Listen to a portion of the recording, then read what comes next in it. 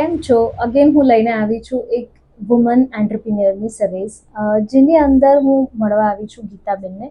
ગીતાબેન એક inspirational story છે એમની, અને એ જાણવા જેવી છે બિકોઝ ઓફ એટલું સરસ કામ કરી રહ્યા છે ને કે આ મેં વિડીયો શૂટ કરવાનું ચાલુ કર્યું ને એના પહેલાં અમારું જે કન્વર્ઝેશનમાં એટલું બધું જાણવા મળ્યું કે તમે એક જગ્યા પરથી તમારી આવડત પરથી દુનિયાના ખૂણા ખૂણા સુધી પહોંચી શકો છો, અને આવી આમની સ્ટોરી છે.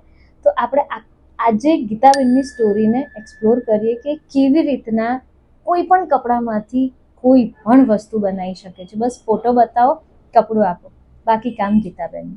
ચાલો આપણે સ્ટાર્ટ કરીએ એમની સ્ટોરી. સો ગીતાબેન, તમે આ શરૂઆત ક્યાંથી કરી આ ક્લોથિંગ ઇન્ડસ્ટ્રીમાં? તમારું ફેમિલી બેકગ્રાઉન્ડ છે યા તમે સ્ટડી એનું કર્યું હતું? થોડી સ્ટોરી આ ચાલુ કરવા પાછળની. મેં study BSc food and nutrition કરેલું છે. એવી કંઈ ખાસ જરૂર નહોતી હું કંઈક કરું એમ. પછી અહીંયા મારા મમ્મીના ઘરેથી થોડુંક ક્રિએટિવિટી અને ક્રિએશન અને કમાવું એ હતું જ બ્લડમાં જ હતું. પછી અમે મારું મેરેજ કરીને જ્યારે અહીંયા આવી ત્યારે ફ્રી બેઠી હતી. મારા સાસુ અલ્ટ્રેશનનું કામ કરતા હતા, એટલે મશીન હતું જ અમારા ઘરે. પ્લસ મારા સાસુનું એવું કેવું હતું કે તું ફ્રી બેઠી હોય ને કંઈક કરવું હોય તો તું કરી શકે છે. તો એવી રીતના મેં ડ્રેસ ને એવું ચાલુ કરવાનું નક્કી કર્યું.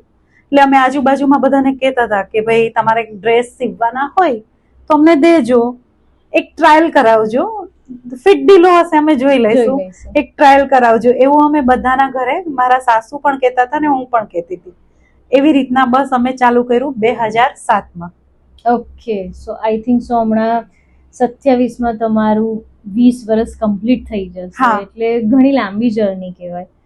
ઓકે, સો આ જેવું તમે ચાલુ કર્યું તો પહેલા તમે કોઈ પર્ટિક્યુલર ક્લાસ કર્યા હતા કે પ્રેક્ટિકલ કરતા કરતા જ તમે તમારી જાતે ક્રિએટિવિટીને એડ કરતા ગયા? કેમ કે એ ટાઈમે તો નહોતી રીલ્સ, એ ટાઈમે નહોતા કોઈ એવા ઓનલાઈન કોચિંગ ક્લાસીસ, બરાબર? હતા તો આઈટીઆઈમાં શીખવાડતા હતા, જેને કહેવાતું હતું C1 ક્લાસીસ, બરાબર છે?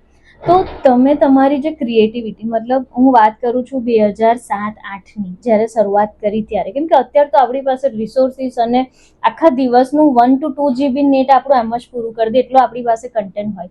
તો એ ટાઈમે તમને આ બધી ક્રિએટિવિટીની ઇન્સ્પિરેશન ક્યાંથી મળતી હતી? એમાં એવું હતું કે મારા મમ્મીના ઘરે એવું હતું કે જ્યારે ફ્રી બેઠા હોય ને, વેકેશન પીરિયડ હોય ને, ત્યારે બ્યુટી પાર્લરના કોર્સ કરી લેવાના, C1 ક્લાસ કરી લેવાનું. એટલે એવી રીતના બધું આવડતું હતું. બધું જ મેં મેક્રમનું પણ કરેલું છે, બ્યુટી પાર્લરનું પણ કર્યું છે, કે ઇન ફ્યુચર જ્યારે જરૂર હોય ત્યારે એક વસ્તુ કામ લાગે, ફ્રી નહીં બેસવાનું. એટલે એ બધું આવડત હતી જ. પછી અહીંયા જ્યારે મારા સાસુ સિલાઈનું કરતા હતા તો સિલાઈનું પણ મને થોડું ઘણું અંદાજો હતો જ કે આવી રીતના આમ કરવાનું. પછી કરતી ગઈ ને ભૂલો નીકળતી ગઈ ને એમાંથી શીખતી ગઈ.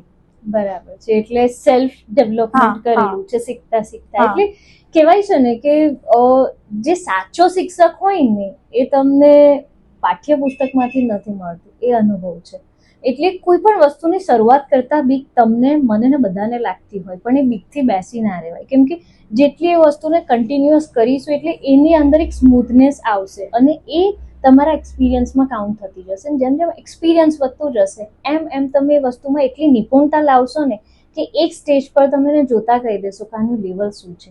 જે અત્યારે ગીતાબેન એ લેવલ પર છે કે એમને તમે એક બ્લાઉઝ આપી દેશો ને તો એ કહી દેશે કે આ કયા લેવલથી ને કયા માણસે કેટલા એક્સપિરિયન્સના બેઝ પર બનાવ્યો છે, જે એમની એક્સપર્ટીઝ છે 16 થી 17 વર્ષ સુધીની.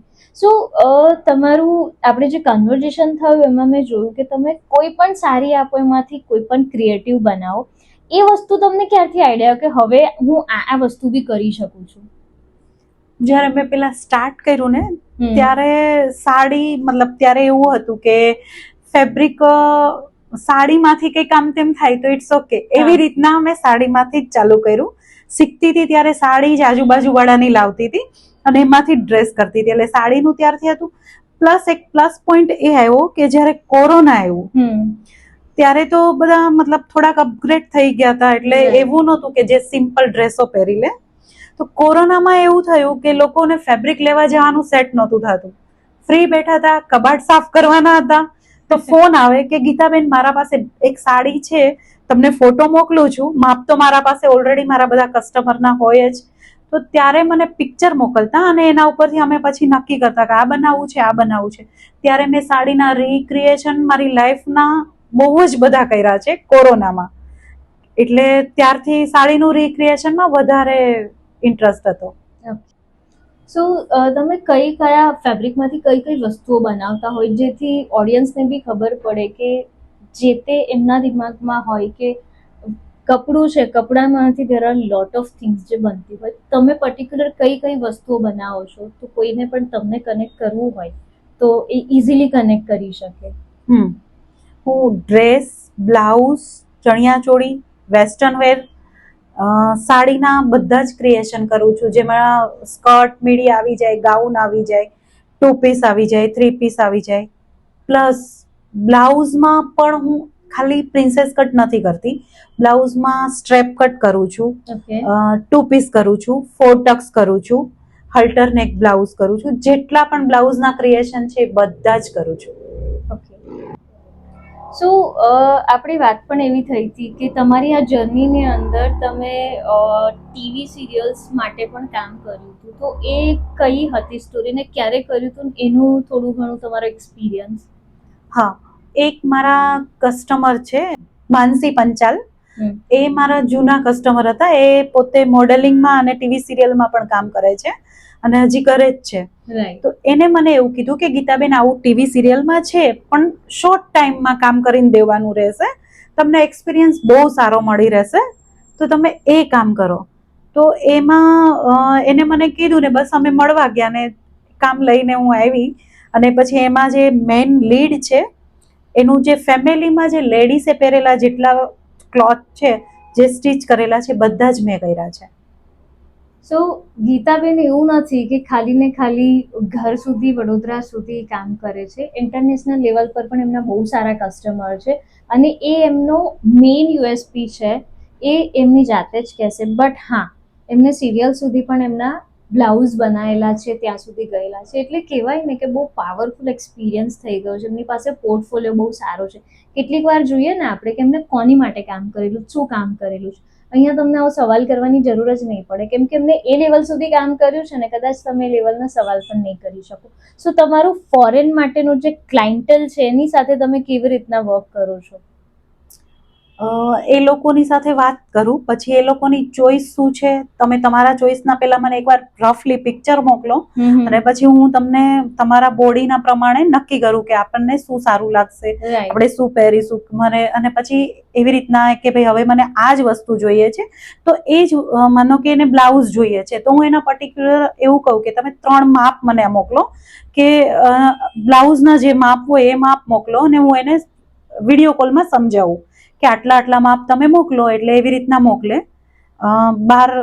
એવી રીતના પછી અહીંયાથી મારા હસબન્ડના સપોર્ટથી મારા હસબન્ડ પાર્સલ કરી દે.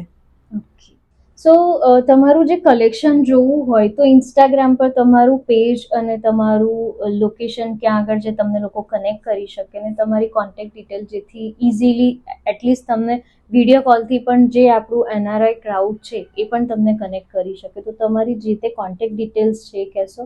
હા, મારું પેજ છે ઇન્સ્ટાગ્રામ ઉપર નીડલ મેજિક બાય ગીતા કરીને. હા, અને પ્રોપર હું ભાયલીમાં રહું છું, તો તમે મને કોન્ટેક્ટ કરી શકો. મારો મોબાઈલ નંબર છે 8401880583, ગીતા વાડેર. ઓકે, સો આ એક એવી જગ્યા છે ને જ્યાં આગળ તમે જે વિચાર્યું હશે ને પર્ટિક્યુલર ચૂઝી લોકો કે મને આ જ ટાઈપની વસ્તુ આવી જ રીતના, અત્યારે બહુ સારો ટ્રેન્ડ ચાલ્યો છે અને દરેક એજના લોકો આ વસ્તુને કરી રહ્યા છે કે મારા મમ્મી છે, એમના ગયા પછી એમની સાડી છે, એને મારે મારી યાદોમાં રાખવી હોય તો કેવી રીતના રાખું છું, તો ડોટર અને એની ડોટર, યા ડોટર અને એનો સન, યા હસબન્ડ અને વાઈફ એ સાડીના રિક્રિએશન કરાવી અને યાદોને હંમેશા રાખતા હોય છે. સો આ બધી તમારી પર્ટિક્યુલર મેમરીઝને વારસાગત તમારે મોકલવી હોય, કાઇન્ડ ઓફ ધરોહર, તો એમાં ગીતાબેન બહુ જ મોટો રોલ પ્લે કરે છે, કેમ કે સંસ્કારની સાથે યાદોને પણ જોડે રાખી અને ફેબ્રિકની અંદર એમની પોતાની એટલી બધી સ્કિલ્સ, એમની એટલું બધું I don't have a word, એટલા જાન મૂકીને પણ બનાવે છે ને કે વસ્તુ તમે પહેરશો ને તે કોન્ફિડન્સ અલગ હશે. So thank you so much Geetaben તમારા ટાઈમ માટે, અને ડેફિનેટલી એકવાર તમે વિઝિટ કરજો જ તો તમને Thank you. આઈડિયા આવશે.